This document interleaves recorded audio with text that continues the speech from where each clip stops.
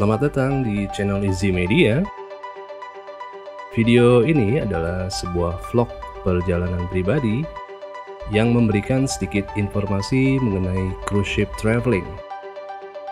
Semoga informasi yang ada di dalam video ini bisa sedikit menambah wawasan kita dan menjadi referensi bagi kalian yang ingin mencoba merasakan bepergian menggunakan kapal pesiar. Kalian siap mencobanya? Let's cruise and have fun. Traveling atau bepergian ke luar negeri tentunya sangat menyenangkan, apalagi jika dilakukan bersama keluarga atau pasangan kita. Banyak cara yang kita bisa lakukan untuk bepergian. Kita bisa coba berkendara melalui jalur darat, menggunakan pesawat terbang, atau kapal laut. Cara yang paling umum yang biasanya kita lakukan adalah dengan menggunakan pesawat terbang. Ya, dengan pesawat terbang, waktu tempuh memang menjadi lebih cepat.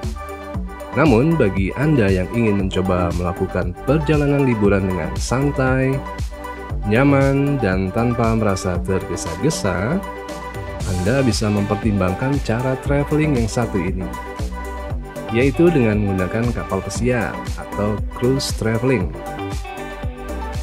Cruise traveling memang belum terlalu populer di dalam masyarakat kita.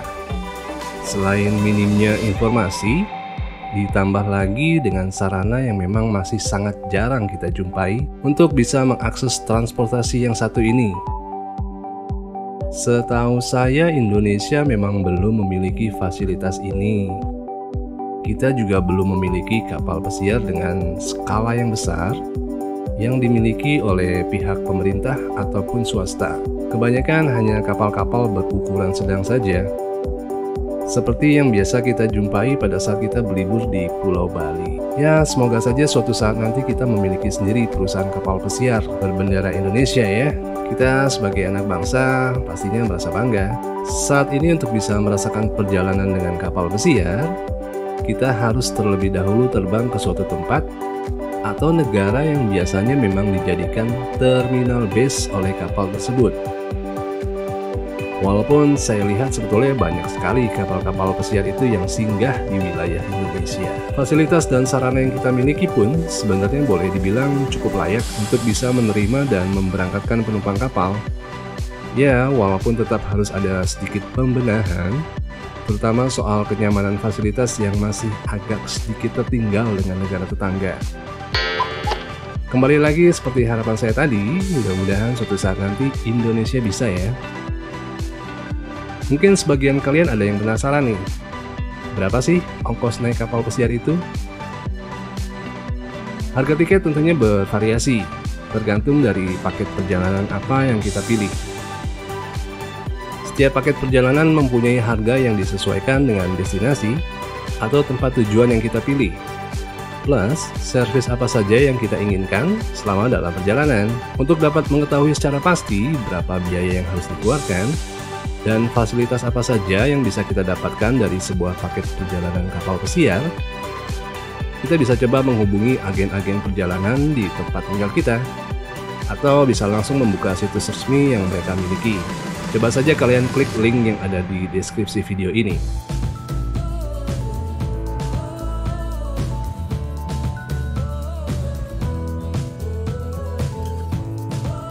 Dari pengalaman dan informasi yang saya dapatkan, setelah kurang lebih dari 10 tahun, saya bekerja di sebuah perusahaan kapal pesiar atau cruise line yang bermarkas di Sydney, Australia.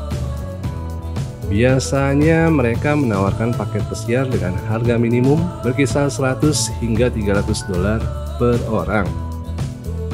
hingga paket wisata dengan harga berkisar 500 hingga 1.500 dolar per orang. Bahkan ada yang lebih mahal dari itu. Itu semua tergantung dari cruise line apa yang kita pilih dan paket perjalanan apa yang kita ambil. Biasanya perusahaan kapal pesiar atau cruise line itu, mereka juga selalu menawarkan beberapa paket perjalanan yang tidak terlalu mahal. Terkadang mereka juga memberikan diskon atau potongan harga yang lumayan besar. Jadi tentukan dulu paket pesiar mana yang ingin kalian ambil. Ya tinggal disesuaikan saja dengan budget yang kita miliki. Paket ini umumnya berupa pilihan yang bisa kita pilih sesuai dengan keinginan kita. Seperti misalnya berapa malam atau berapa hari kita akan berada di kapal, negara atau destinasi tempat wisata apa yang akan kita kunjungi, tipe kabin atau kamar apa yang akan kita pilih,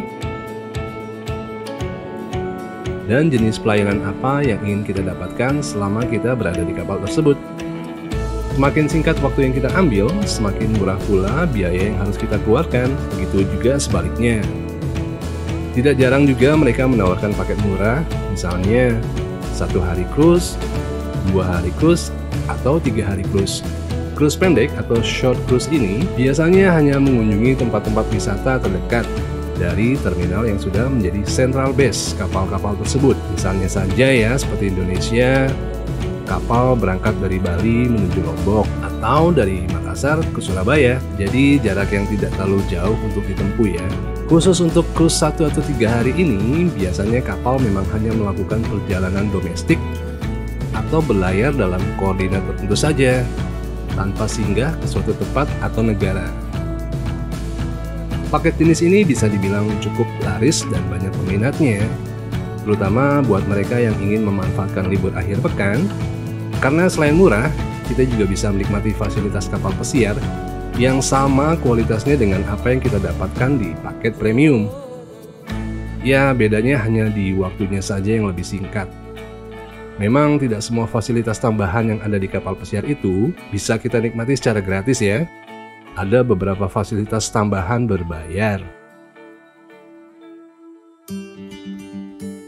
Misalnya kita makan di salah satu restoran kelas premium, membeli souvenir, atau melakukan body treatment di spa center yang tersedia di kapal tersebut. Selebihnya, fasilitas yang lain bisa kita akses dan kita nikmati secara gratis, tanpa harus membayar. Misalnya fasilitas kolam renang, menikmati pertunjukan musik secara live, bahkan kita juga bisa menikmati beberapa pertunjukan atau production show yang diadakan hampir setiap malam di teater utama kapal tersebut. Nah, selanjutnya adalah paket dengan durasi hari yang lebih panjang. Misalnya 7 hari cruise, 12-14 hari cruise, bahkan ada loh yang hingga 30 hari cruise. Harga untuk paket ini memang jauh lebih mahal, karena selain destinasinya yang sudah bukan lagi domestic trip, tetapi sudah international trip. Tempat tujuan atau destinasi yang kita pilih pun juga lebih beragam. Tinggal disesuaikan saja dengan keinginan dan budget yang kita miliki. Namun demikian, ada perbedaan mendasar nih antara short cruise dan long cruise, terutama dalam hal experience dan excitement sense-nya. Ini sih menurut saya ya. Jadi kalian tidak akan mendapatkan atau merasakan pengalaman cruising yang sesungguhnya apabila kalian tidak mencoba cruise panjang atau long cruise. Dari segi fasilitas sih kurang lebih samalah seperti yang tadi saya utarakan sebelumnya. Namun dari segi pengalaman dan keasikannya tentu saja berbeda. Seandainya kita mengambil cruise panjang atau long cruise, kita akan disajikan dengan program-program hiburan secara lengkap. Nah, program-program ini sangat menarik dan sayang banget untuk kita lewati selama kita berlayar. Ya iyalah ya, apalagi kita sudah membayar mahal kan. Mulai dari theme night atau malam spesial yang akan diadakan di malam-malam tertentu. Theme night ini adalah sebuah acara atau program hiburan berupa pesta yang memang sengaja dibuat selain untuk memeriahkan aktivitas perjalanan, juga sebagai sarana bagi kita untuk bisa membangun keakraban dengan penumpang lainnya. Bahkan Bukan tidak mungkin Anda yang masih sendiri bisa bertemu dengan jodoh Anda di sini. Atau siapa tahu Anda mendapatkan partner baru untuk bisnis Anda. Di dalam pesta ini kita semua diharuskan memakai atribut-atribut tertentu atau dress code yang sudah ditentukan sebelumnya, walaupun mengenakannya bukanlah suatu keharusan ya. Namun dengan memakai kostum atau dress code yang sesuai, hal ini bisa membuat malam spesial berjalan menjadi lebih menarik dan lebih meriah pastinya. Biasanya pesta ini akan diisi dengan pertunjukan live music, DJ, dance performance, games, dan lain sebagainya ya. Nah, perihal dress code ini biasanya kita akan diberitahukan oleh pihak cruise line sebelum kita berangkat cruising. Apa-apa saja kostum yang harus kita siapkan untuk malam-malam spesial ini. Akan tetapi, seperti yang saya bilang tadi, hal ini bukanlah suatu keharusan ya. Just for fun saja. Banyak kok saya lihat yang salah kostum atau bahkan tidak peduli sama sekali. Selain team night, kita juga akan disuguhkan dengan berbagai macam show unggulan yang diadakan di arena teater utama. Show yang adakan di sini bermacam-macam jenisnya, mulai dari cabaret show, Broadway show, comedy show, magic show, music show, talent show, bingo, dan lain sebagainya. Yang tentunya dikemas secara profesional dan spektakuler. Bahkan terkadang kita bisa juga melihat penampilan artis-artis ternama dari suatu negara yang memang sengaja didatangkan secara khusus oleh pihak cruise line untuk mengisi sebuah acara atau event yang diadakan di kapal tersebut. Namun peristiwa ini biasanya hanya terjadi di cruise-cruise tertentu saja ya. Misalnya cruise pergantian tahun baru atau New Year Cruise. Untuk program harian atau daily programnya juga bermacam-macam. Mulai dari pagi hingga larut malam, kalian akan disuguhkan dengan program-program menarik yang bisa kita nikmati sepanjang perjalanan. Misalnya saja yoga atau senam di pagi hari yang akan dipandu oleh instruktur senam bersertifikasi internasional, trivia atau quiz, bermain mini golf, wine tasting, seminar kesehatan, sport activity, adventure, games, bingo, dan lain sebagainya. Yang semuanya akan dipandu oleh staf yang berpengalaman, sehingga membuat aktivitas harian kita menjadi lebih menyenangkan. Kita juga bisa hanya sekedar bersantai seperti berjemur, membaca buku, atau sekedar menikmati sunset di balkoni kamar kita sambil ditemani secangkir kopi. Nikmat ya. Untuk Anda yang tidak mau repot dengan hal mengurus anak, atau Anda tidak mau terganggu dengan aktivitas mereka selama Anda dalam perjalanan, Anda bisa kok menitipkan anak Anda melalui jasa penitipan anak atau children center yang tersedia di kapal tersebut. Di sini anak-anak Anda akan dijaga oleh staf khusus yang memang berpengalaman di bidangnya ya. Jadi Anda tidak perlu khawatir. Mereka mempunyai program-program yang pastinya disukai oleh anak-anak Anda selama cruising berlangsung. Anda bisa langsung datang ke fasilitas ini kapan saja. Dan Anda juga bisa mengambil kembali anak-anak Anda kapanpun Anda mau. Biasanya sih para orang tua itu mengambil kembali anak-anak mereka menjelang makan malam.